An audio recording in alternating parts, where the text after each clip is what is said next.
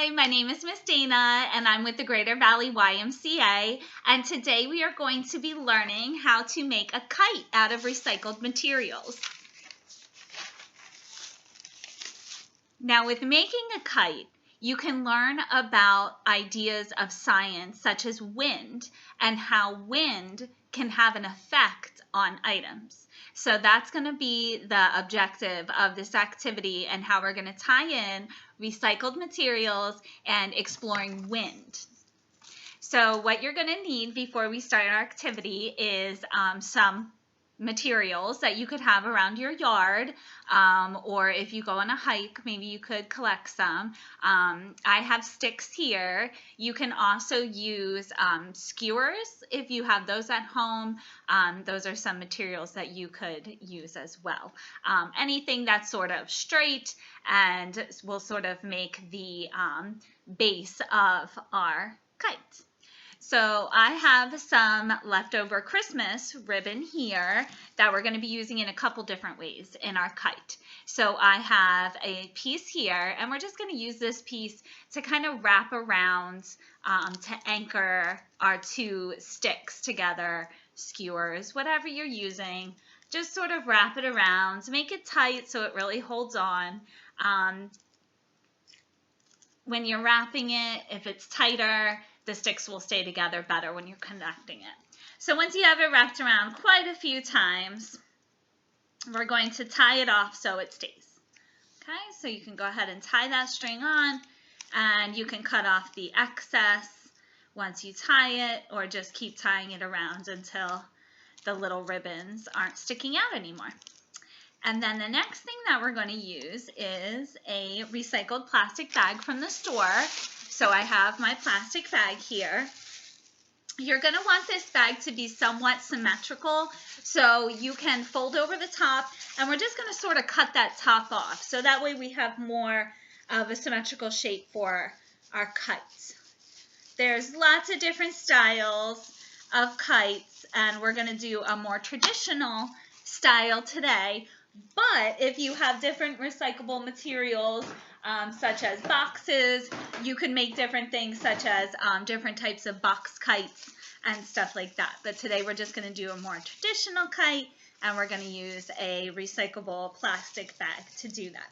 So we're going to take our bag, and we're just sort of going to stretch it out to all the corners, so that way it reaches to each corner, and we're just going to take a little tape to anchor it at the corners. Or you can use rubber bands to do that, but we just want to make sure that it's going to stay on there when we're flying it. So we're going to take that, wrap it at the top, then we're going to stretch that out and wrap it with a little piece of tape.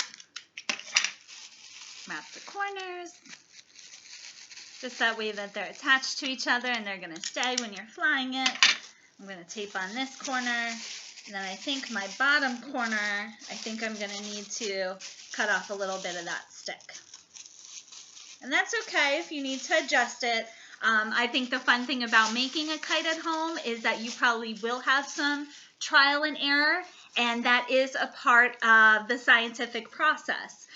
So you can make predictions, and you can go out and test those predictions and see if your kite that you made is going to fly. Is there a way that you can change it if it doesn't fly? And those are all ways that you can incorporate the scientific process into testing materials to make kites. And that's why if you try this type of kite, you could always try another type of kite. So what I'm going to do is I'm going to take a little bit more of my string, and just for fun, I think I'll take some gold and I'll make a little tail at the bottom. And then I'm going to use the Christmas string as well, the holiday ribbon we're going to use to make the tail.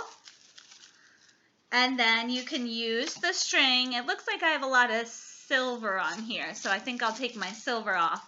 And that could be the actual string that you use for flying the kite. And that piece of string that's going to be a little bit longer that you're going to fly it with you're going to tie it to the center here where we tied the other piece of string. So you could just make a little knot at the top there. And voila, you have a homemade kite. And when you go outside, the wind will catch in the plastic and you'll be able to fly your kite. You could see how high you could fly it. You could see if adding anything on or changing anything would make it fly different. You could try reinforcing it with pieces of paper. You could decorate it with different stickers that you have to make the kite more personable and fun. And this is all just with materials that you have around the house, recycled materials that you have that you didn't use yet, and you can fly it in the wind. And this will explore the concepts of science and wind as energy.